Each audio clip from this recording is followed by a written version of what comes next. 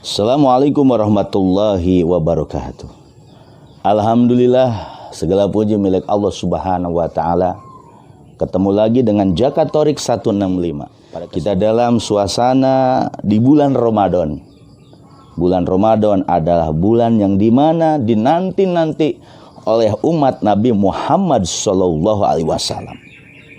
Sebagaimana Allah berfirman di dalam surah Al-Baqarah, ya ayyuhalladzina amanu kutiba alaikumusiyam kama kutiba alladzina min qablikum la'allakum tattaqun. Wahai orang-orang beriman, diwajibkan atas kamu berpuasa sebagaimana diwajibkan orang-orang sebelum kamu pun berpuasa, supaya kamu menjadi orang yang bertakwa kepada Allah Subhanahu wa taala. Pada kesempatan ini Jakatorik akan mengupas di bulan Ramadan yang persuci ini. Kita sering dengar di masyarakat, dan masyarakat pun mendapatkan pencerahan itu dari penceramah-penceramah dalam hadis yang masyhur, awal Ramadan rahmah. Awal Ramadan itu penuh dengan rahmat. Wa awsatuha, dan tengah-tengah di bulan Ramadan itu maghfirah, yaitu bulan atau hari penuh dengan ampunan. Awa akhiru Ramadan, yaitu idqu minanar, dibebaskannya dari api neraka. Jadi di sini kalau kita melihat hadis yang masyhur ini, ya, sebuah hadis kama qala Rasul, sebagaimana dikatakan oleh Rasulullah di dalam kitab Zuratun Nasihin, ya, itu ada suatu penjelasan dan keterangan awal Ramadan rahmah.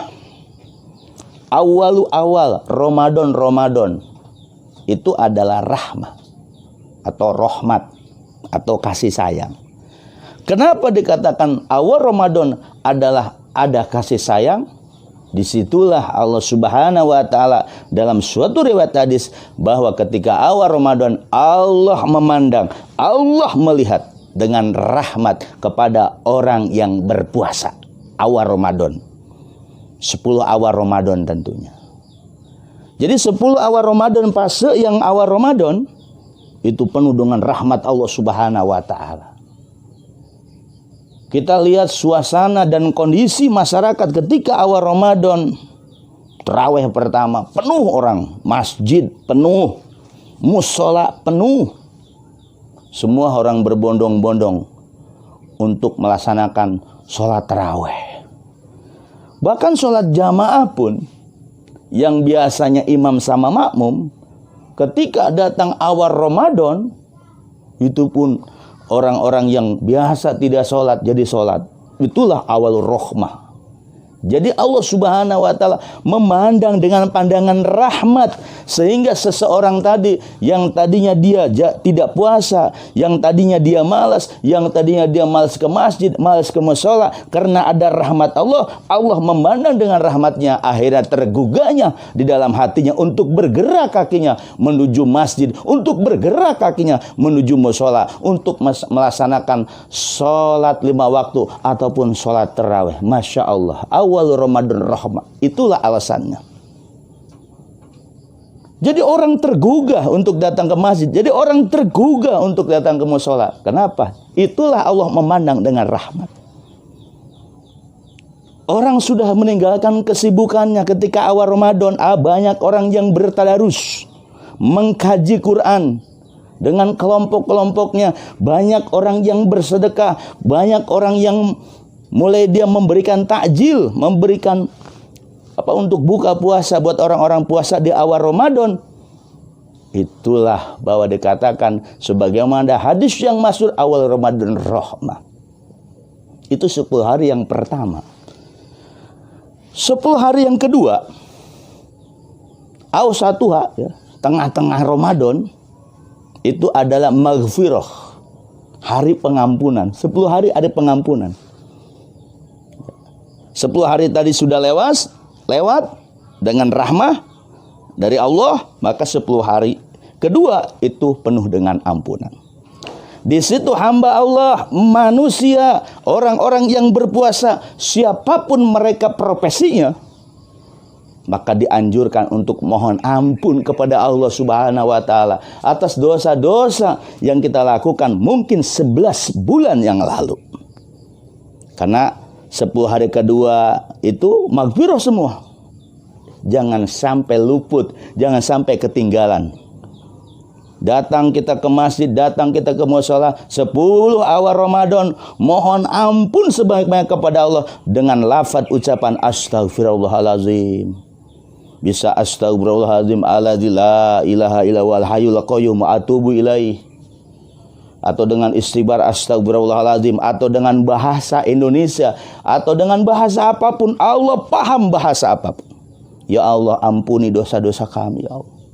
Ampuni dosa saya ya Allah, karena saya sering meninggalkan perintah-perintah-Mu ya Allah. Karena 10 2 Ramadan itu 10 kedua Ramadan itu maghfirah, dia mohon ampun kepada Allah. Maka sebagaimana dalam riwayat itu, siapapun yang mohon ampun kepadaku ketika 10 Ramadan yang kedua itu, maka aku ampuni sekalipun dosa dia seperti buih di lautan. Itulah Allah Subhanahu wa taala. Disitulah kita harus semangat, giroh dalam beribadah kepada Allah Subhanahu wa taala. Nah, 10 akhir setelah Ramadan, itqu minanar, pembebasan dari api neraka. Jadi orang-orang puasa ini, Masya Allah, fase-fase yang 30 tadi itu, 10 pertama rahmat, 10 kedua maghfirah, 10 terakhir itqu minanar, itu akan dibebaskan dari api neraka.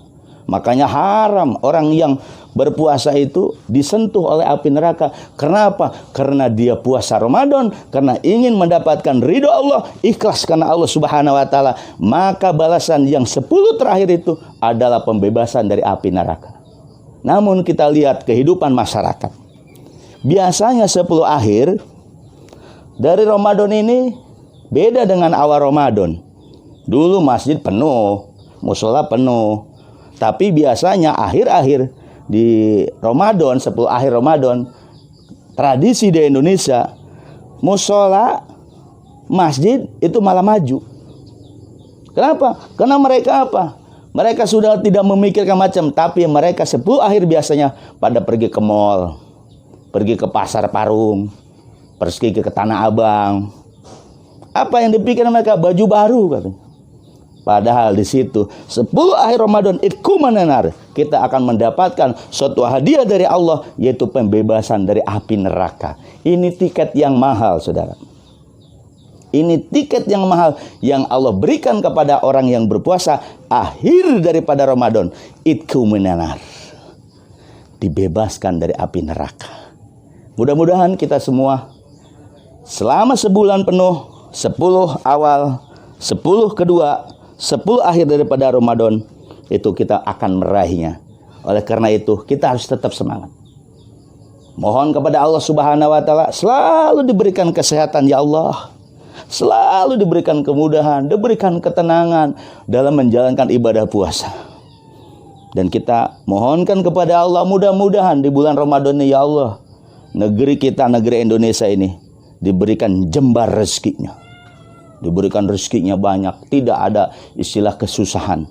Dan kita mohon kepada Allah Subhanahu wa taala di bulan puasa ini, ya Allah, jadikanlah kita ini hamba-hamba yang selalu mohon ampun kepadamu, yang selalu mengoreksi diri untuk memperbaiki dalam kehidupan ini. Dan kita mudah-mudahan menjadi orang-orang bertakwa, menjadi orang-orang yang puasa diterima oleh Allah Subhanahu wa taala. Mudah-mudahan bermanfaat. Saya akhiri wabillahi taufik wal hidayah. Wassalamualaikum warahmatullahi wabarakatuh.